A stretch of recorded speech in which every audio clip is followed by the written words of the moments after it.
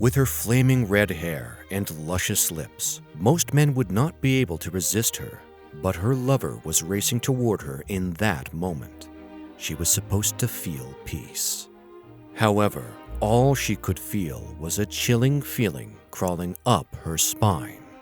She may have been beautiful, with the looks of a goddess, but she had a dark and evil habit that seemed to take root in her very blood. She just couldn't help herself. As she held her lover in her arms, she watched as he relaxed. She watched as he shut his eyes and let her trace her hands across his chest. That chilling feeling ran down her spine again. Her hands began to shake a bit. It was about to happen again, the one feeling she couldn't seem to get rid of. The only feeling she enjoyed. In that little romantic moment, she felt for the knife she hid under her bed. Comfort flooded her heart as she held the handle. That was who she was. It was nothing personal. Just as her lover was about to proclaim his love for her, she drove the knife angrily through his chest, again, and again, until his lifeless body hung on her thigh. No remorse, no emotions, no reason. She was known as Quintrala, and this was far from her first time. As far as history is concerned, there were some seriously bad apples when it came to sheer cruelty and wickedness, especially among the ladies.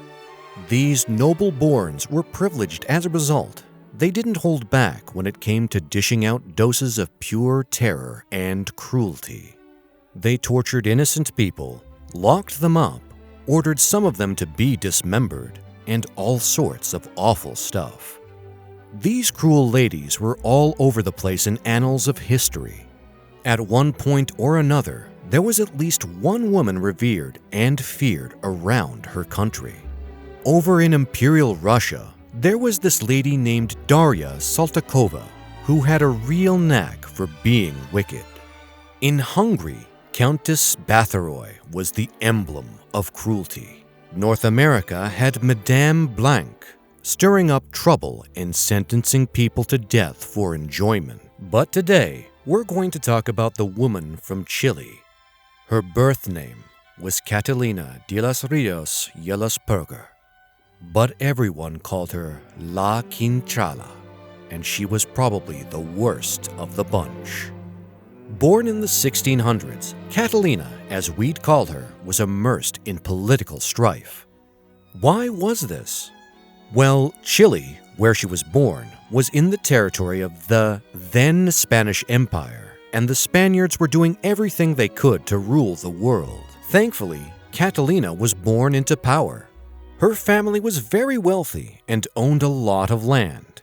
As a result, their power and influence knew no bounds. And to cap it all up, she was an interesting mix of races and cultures. Her father, Gonzalo de los Ríos y Lisperguer, was a wealthy Spanish man with generous spreads of lands across the country. But that was not all. He was also a general as well as a mayor of Santiago, a title he had gotten 3 times. Now, let's talk about her mother. She had some German blood flowing through her veins, with a possible connection to a fellow named Pedro Lisperguer, or Peter Lisperg from Württemberg. And if that wasn't intriguing enough, there's a link to Bartholomew Bementhal Welser, who was Chile's first ever German settler. But what really adds a dash of mystique to the story is Catalina's Inca heritage from her mother's side. It's like a tapestry woven with threads from around the world, with her ancestry a true adventure waiting to be uncovered. Now, why all these history lessons? Well, all this is to show just how lucky and privileged Catalina was. Her family was noble. She was beautiful, and from an amazing mix of ancestry, she had everything that she wanted. There was no reason for her to become such a vicious woman. No reason for her to degrade others and dish out pure terror. But let's not get ahead of ourselves just yet. The truth was that Catalina enjoyed the misery of others. She enjoyed killing and making others suffer for little or no reason. As a matter of fact, a lot of her lovers all through her life always seemed to end up dead. There were even reports that she had stabbed one of them during an argument just because he didn't see her point of view. Another, she stabbed repeatedly just because she suspected he was cheating on her. No doubt, her cruelty knew no bounds. Now, one can only wonder how this came to be. How could such a beautiful noble-born become this monster that enjoyed killing? Well, quite frankly, no one knows for sure. All that we do know is that when you take a trip down history lane, to right before Catalina was born, one might find some semblance of a reason why Catalina was the way she was. So let's explore that, shall we? Catalina was born in 1604, but just 3 years before then, her mother and aunt did something so horrific that it could have ended their lives if they weren't so wealthy. However, it does explain some things. It turned out that both women, her mother and aunt, whispered in secrecy and hatched what they thought was a brilliant plan to poison the governor, Alonso de Ribera. Now, why they planned to do this, no one knows for sure. However, the fact that it was probably for political reasons and to further the family's influence is not far-fetched. However, despite how perfect and cold-blooded their plan was, the governor survived, and Catalina's mother was charged with attempted murder. Ideally, she would have been sentenced to death, but instead, she was exiled to Peru. Now, you think her story would end here, right? What more could she do? Well, turns out Maria did a lot more. After being exiled to Peru, her life took a dramatic turn where she met the love of her life and who she subsequently married. But there was one small hitch. Her husband, Gonzalo de los Rios, was not alone. You see, he came with a beautiful daughter, a daughter that Maria was supposed to become a stepmother to. But Maria, vicious and deadly, did not like being a stepmother. She wanted her husband to herself, so she secretly murdered her husband's daughter and made it look like it was of natural causes. Again, she didn't end there. Remember how she was exiled for attempting to poison the governor? Well, she found out the person who uncovered her attempt, and she did what she did best: kill him. So what do all these horrific events tell us? It could be that when Catalina was born, she already had killer blood in her veins. It ran in her family, and she couldn't help but yield to her natural tendencies. Be that as it may, it would not be far-fetched to say that as cruel and wicked as her mother was, Catalina was 10 times worse. But just how bad was Catalina? What was the extent of her vile tendencies? Well, let's begin with her first and earliest act of sadism. When she was only 18 years of age, a few years after the death of her mother, she began to develop a certain hatred for her father. She believed he didn't understand her. He wouldn't let her have all the freedom she wanted. He was always controlling. As true as all this was, her father was simply doing what all other fathers would do: protect his daughter from the harshness and cruelty of the cold, harsh world. Little did he know that his own daughter was the epitome of cruelty and pure evil. As a result of the resentment she felt toward her father, she didn't argue much with him, didn't run away from home or elope with a young lover. Rather, she did the most evil thing she could think of: poison her own father. It was on the day he returned from a long journey. Catalina's aunt made a meal of chicken for her father. But shortly before she took it to him, Catalina made sure to sprinkle some poison on it when she was sure she couldn't be seen. Sadly, her father ate the meal, and it became the last meal he ever ate. It appeared that poisoning people was the way of her family. Her mother and aunt did the same thing to the governor, and as a result, Catalina's aunt knew instantly that it was probably Catalina who poisoned the food. She brazenly accused her niece, and as you'd imagine, young Catalina feigned innocence. After a while, the matter was swept under the carpet. There was no evidence. No one knew for sure it was Catalina behind her father's untimely demise. But as terrible as her actions were, it made her develop a thirst for killing. Now, if she could do this to her own father, imagine what others had to endure at the hands of this vicious woman.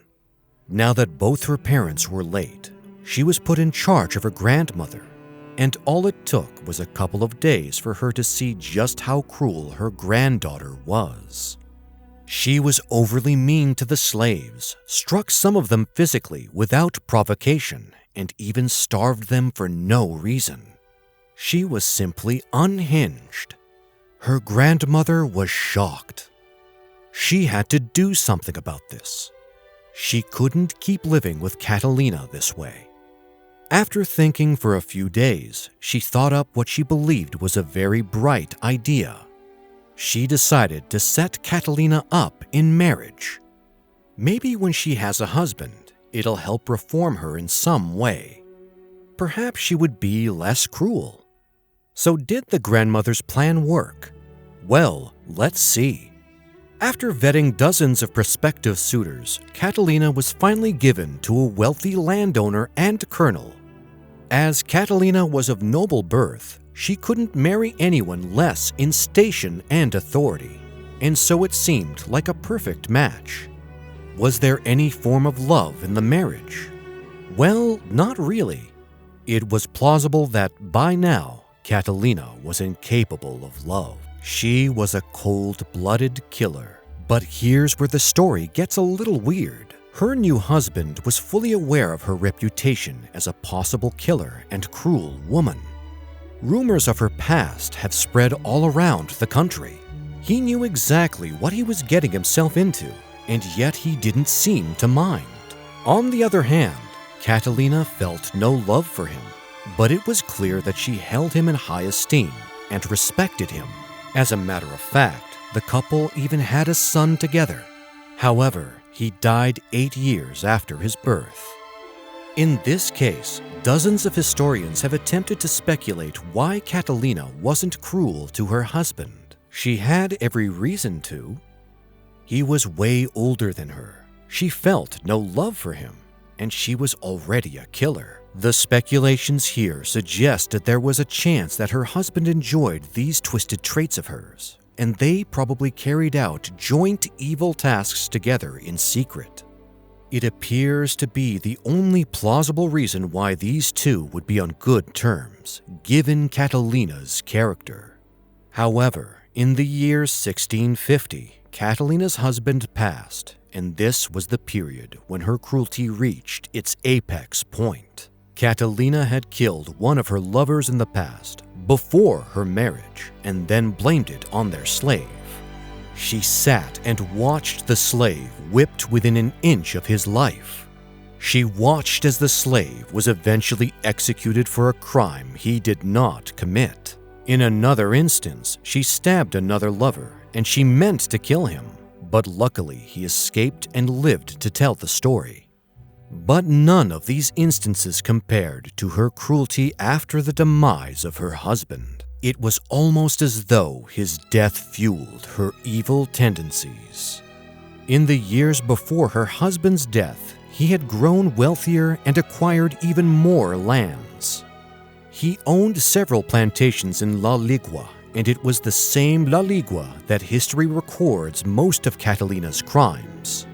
It was during this period that Catalina grew into someone else, something else. It was here she became La Quintrala. She didn't just dabble in cruelty, she reveled in it. The poor souls on her plantation, mostly slaves, endured relentless torment. Whippings were common, brutal, and frequent. Some were persecuted relentlessly, and others met a horrifying end at her hands. However, one dreadful incident is etched in history where she mercilessly ended the life of a black slave named Natukan Jeton. His lifeless body was displayed for all to see, a grim warning that sent shivers down spines for 2 long weeks. Her crimes became so much and so evil that news of her actions got to authorities and they had to see what was going on. However, when the officials dared to investigate, they were met with fierce opposition or hushed up with bribes. La Quintrala grew worse every single day. Eventually, the slaves had suffered enough. They couldn't bear the torment any longer and revolted, fleeing into the unforgiving mountains to escape La Quintrala's wrath. But here's the twist. Her influence and wealth were so extensive that she organized a relentless pursuit that hunted down and recaptured the escapees. Once back under her grasp, these poor souls faced a twisted mockery of justice. La Quintrala herself judged them, delivering punishments that were not just cruel, but downright perverse. But in a dramatic twist, the laws of karma seemed to turn towards evil Catalina, and the beginning of her end was written by fate. It all started in 1634. The darkness surrounding La Quintrala's actions couldn't stay hidden forever. Accusations against her cruelty piled up, each one more damning than the last. But finally, it got to its tipping point when Bishop Salcedo decided it was time for a thorough investigation.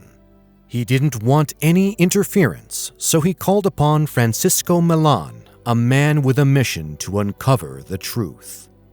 Fully aware of how officials who had tried to investigate her crimes were treated, he needed to approach this stealthily. So he went undercover.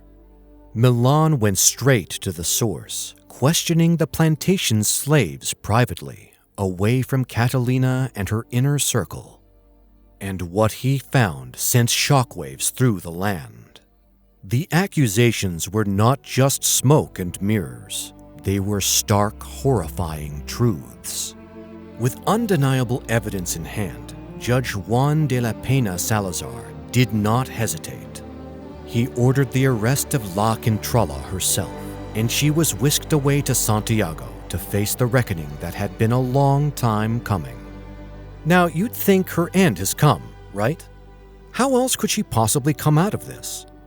Well, what happened after her trial is simply a testament to just how influential La Quintrala was. As justice closed in on La Quintrala, the wheels of the legal system seemed to grind to a crawl. Several officials, enticed by Catalina's wealth, were caught in her web of bribery. The whole process was tainted by corruption, making it an uphill battle for those seeking justice. However, an accusation surfaced that shook the very foundations of morality. It was said that La Quintrala was responsible for a staggering 40 murders, not to mention countless other torments and horrors, all meticulously documented and substantiated. Yet, despite this mountain of evidence, the gavel of official judgment never fell. It was a chilling testament to La Quintrala's power and influence. Her wealth and her ability to manipulate the system was undeniable, and in the end, justice was denied as she walked free. In the face of overwhelming influence, no one would be blamed for giving up on the case. But her accusers were not having it.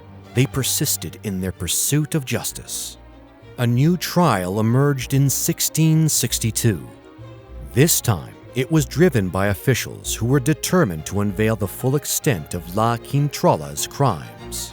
But by then, Catalina de los Ríos was no longer the formidable force she once was. Age had caught up with her, and her health was deteriorating rapidly. Finally, in 1665, she took her last breath, leaving behind a legacy of malevolence that would forever haunt Chile. As for whether La Quintrala harbored any remorse for her gruesome deeds, that remains a mystery shrouded in the passage of time. But her final act on this earth hinted at a desire for salvation. In her will and testament from 1662, she left substantial sums of money to ensure masses were said for her soul and the souls of those close to her. Perhaps, in her heart, she sought redemption from the purgatory that loomed in the common beliefs of her era. An astonishing 20,000 pesos were allocated for 20,000 masses to be sung, a testament to her deep desire for absolution. Additionally, she bestowed 6,000 pesos to honor the figure of the Lord of Agony, also known as the Christ of May, whose presence still graces the San Agustin Church in Santiago. When Catalina breathed her last at the age of 61, she received a funeral that was nothing short of extravagant, a lavish send-off with pomp and ceremony. It was a dramatic end to a life steeped in darkness, leaving us with questions that history may never fully answer. Catalina de los Ríos y Lisperguer, a name etched in infamy, remains a shadowy enigma. Her sinister crimes, shrouded in darkness, have never been fully unveiled, and her victims, anonymous and forgotten, rest in obscurity. Yet her legacy is undeniable. She shall forever be etched in history's annals as one of the most heartless female murderers, a pioneer of malevolence, and one of the earliest serial killers to stain the pages of time. Her actions, chilling and often senseless, hint at a dark pathology that offers a disquieting glimpse into the twisted workings of a killer's mind. The depths of her depravity knows no bounds, her heart seemingly devoid of compassion. Each cold-blooded murder, a macabre brushstroke on the canvas of her life, paints a picture of a soul lost to the abyss. However, as the sands of time slipped through her fingers and the specter of mortality loomed large, Catalina de los Ríos exhibited signs of remorse and fear. A sudden turn toward the church and an unwavering devotion to the order of St. Augustine marked a curious transformation. She sought to cleanse her soul, so it seemed, through the prism of faith. Vast sums flowed into the coffers of the church, as if attempting to atone for the oceans of suffering she had unleashed upon her victims. Yet, even this dramatic twist cannot wash away the indelible stain of her heinous crimes. The wounds she inflicted on countless souls remain open, a testament to the depths of her cruelty. In the annals of criminal history, La Quintrala stands shoulder to shoulder with the most malevolent women to ever walk the earth. Her name, forever synonymous with dread, serves as a haunting reminder that evil can manifest in the most unexpected and chilling of forms.